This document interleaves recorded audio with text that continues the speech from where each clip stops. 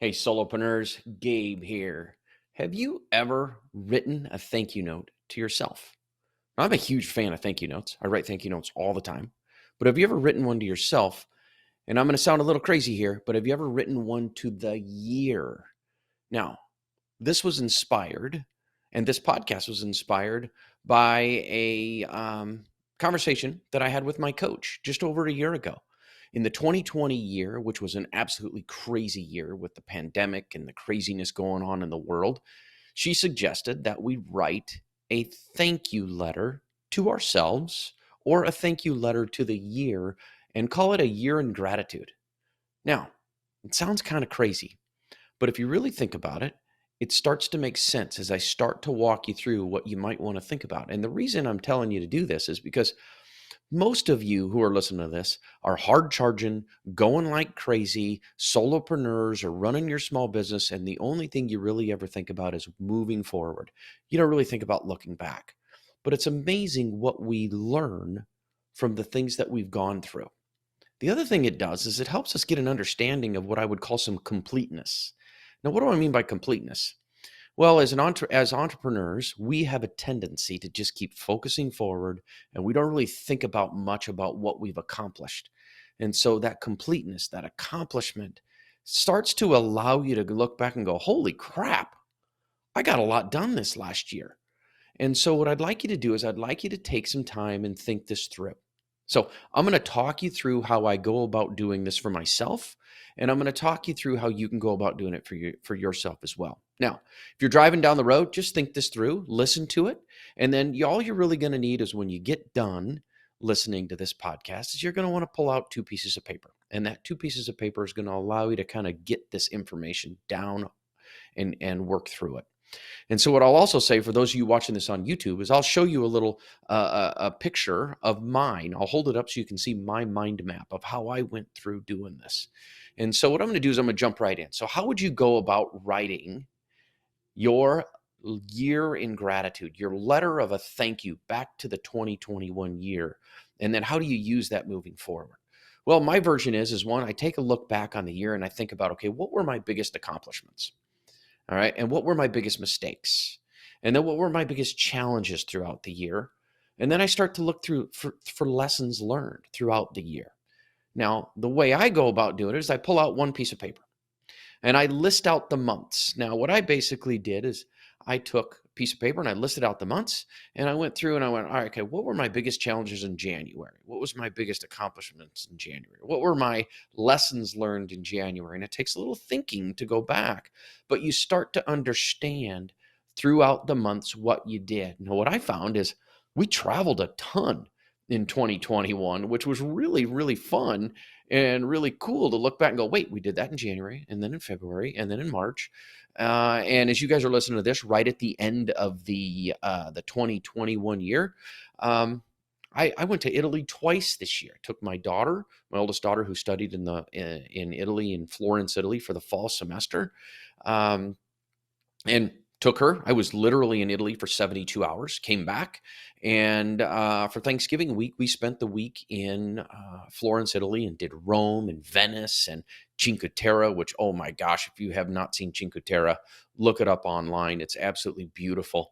But we went and saw my daughter for the Thanksgiving week, which was a fantastic week. And so I look back and I see the trips we took throughout the year. And I also look back at the challenges and the things that were going on throughout the year.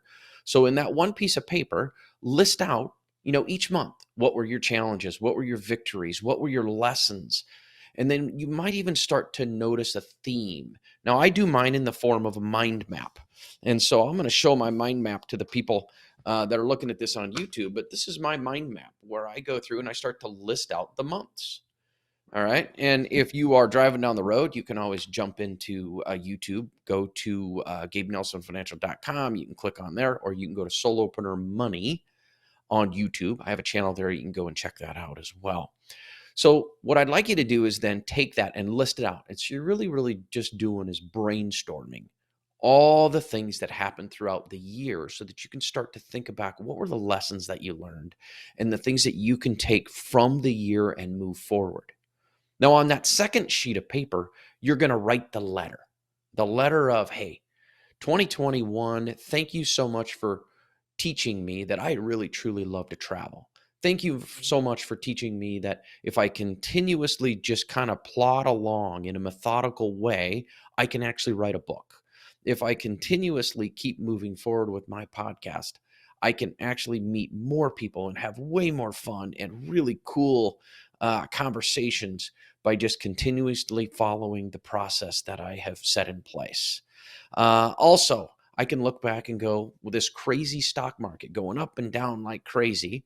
All right. As long as we can keep our calm, cool heads, we can remember that generally the market just keeps right on going up. And that's one of those things, even us financial advisors have a tendency to go, wait, is this going to be different this time? Is it going to be different? I don't know.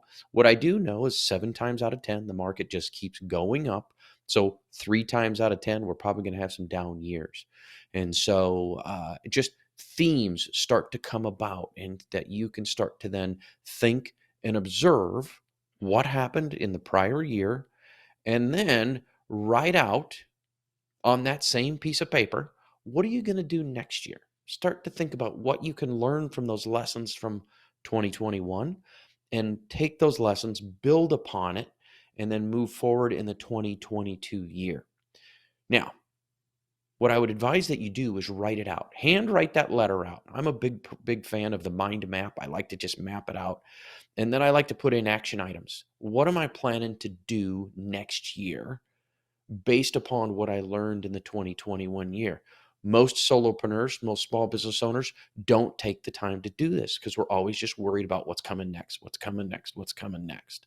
So use those lessons as your guide for next year of what you're planning to do, and then write it out. There's something that happens with your brain that when you write it out, it starts to make it more concrete and starts to make it more achievable as you go. So take some time. It sounds a little woo-woo, I know, but take some time. Look back on the 2021 year, map out what happened, and then take some time to plan out what you're going to do based upon what you learned and how you can move that forward and move your life forward, move your business forward, whatever else is important to you that you can start to take care of.